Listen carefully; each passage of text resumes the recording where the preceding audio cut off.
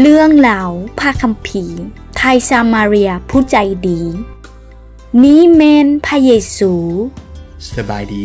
พระองค์เป็นบุตรของพระเจ้าเมื่อพระเยซูอยู่ในแผ่นดินโลกพระองค์บอกผู้คนเกี่ยวกับหัวใจของพระเจ้ามื้อหนึ่งมีบัณฑิตด้านศาสนาได้ยืนขึ้น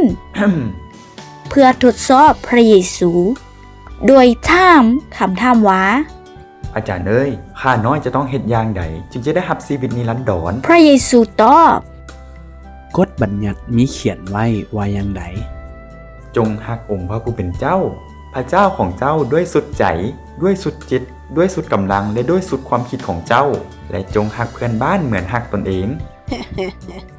ท่านตอบถูกแล้วเย่จงปฏิบัติตามนี้และท่านจะได้ชีวิตเดี๋ยวก่อนแม่นผู้ใดเป็นเพื่อนบ้านของข้าน้อยพระเยซูตอบโดยคำอุปมายังมีใส่คนหนึ่งลงจากนครเยรูซาเล็มไปที่เมืองเยริโกเราตกอยู่ในกำมือของพวกนักปุ้นได้เอาทุกสิ่งที่ใส่ผู้นั้นมีทั้งตบตีเหลาและปะทิ้งไว้เกือบตายยังมีปาโรหิตคนหนึ่งได้ลงไปตามทางนั้นเมื่อเราเห็นใส่คนนี้แล้วเราก็ยังเว้นไก่ไปฝากอื่นมีคนเลวีผู้หนึ่งย่างลงไปตามทางนั้นและเห็นเหล่าเช่นกันแต่ก็ยังเว้นค้ำทางฝากอื่นไก่ไปเหมือนกันสวยค่อยแน่แต่ก็ยังเว้นค้ำทางฝากอื่นไก่ไปแต่มีไทยซามาเรียคนหนึ่งที่เดินทางมาตามปกติแล้วสาวเหยวบ่เข้าร่วมกับสาวซามารี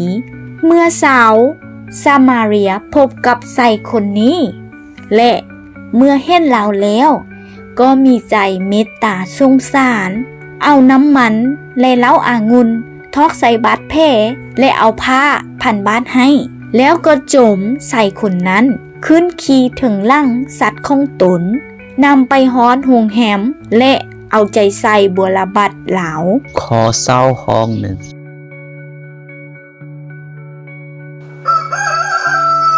วันต่อมาเราได้เอาเงิน2 เหรียญให้เจ้าของโรงแรมบอกเราว่าจงช่วยเบิงแยงซ้ายคนนี้ให้ดีเด้อถ้าเจ้าจ่ายเกินนี้ไปเท่าใด